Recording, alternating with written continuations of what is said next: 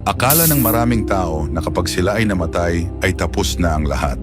Akala nila na makakapahinga na sila, kaya sa kanilang libingan may nakasulat na RIP or Rest in Peace. Actually, hindi ka talaga makakapag-rest in peace kung doon ka naman mapunta sa impyerno. Kasi ang katawan lang natin ang namamatay, pero ang ating kaluluwa ay haharap sa Diyos upang hatulan. Ayon sa Hebrews, kung paanong itinakda sa mga tao ang mamatay na minsan, at pagkatapos nito ay ang paghuhukom. So totoo ba na ang katawan lang ang namamatay at ang kaluluwa ay haharap sa Diyos upang hatulan? Na para bang humihiwalay ang kaluluwa kapag ang tao ay namatay? Ang sagot ay hindi, dahil ayon sa Genesis 2:7, nilikha ng Diyos ang tao mula sa alabok, hiningahan sa ilong at ang tao ay naging kaluluwang may buhay.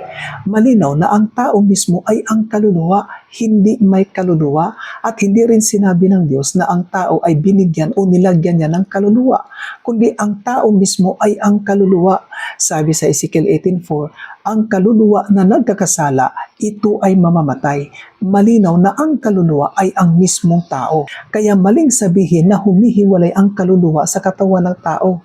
Ang humihiwalay sa tao kapag ito ay namatay ay ang hininga o yung tinatawag na spirit, ruwak sa wikang Hebro. Isipin mo na lang ang kuryente at bumbilya.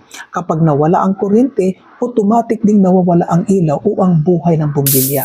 Ganon din ang tao. Kapag ito ay namatay, ang kanyang katawan ay babalik sa alabok at ang hininga ay babalik sa Diyos. So yung hininga ang babalik sa Diyos, hindi kaluluwa. At ang Hebrews 9:27 ay pinakita kanina sa video ay hindi yun nagtuturo na ang kaluluwa ay humihiwalay upang hatulan na. Ang context niyan ay pointing to the future sa araw ng paghuhukom.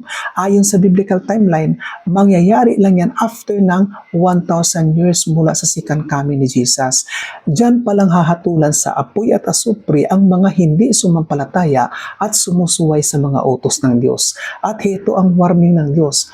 Huwag tayong makikipag-ugnayan sa mga patay. So stop praying or asking for guidance from Mary at sa iba pang mga santo dahil hindi nila kayo naririnig. Hindi nga nila alam na may nagdadasal at humihingi sa kanila ng guidance. Ang pagdarasal at anumang pakikipag-ugnayan sa mga patay ay hindi lang simpleng pagkakamali, kundi ito ay rebellious act laban sa Diyos.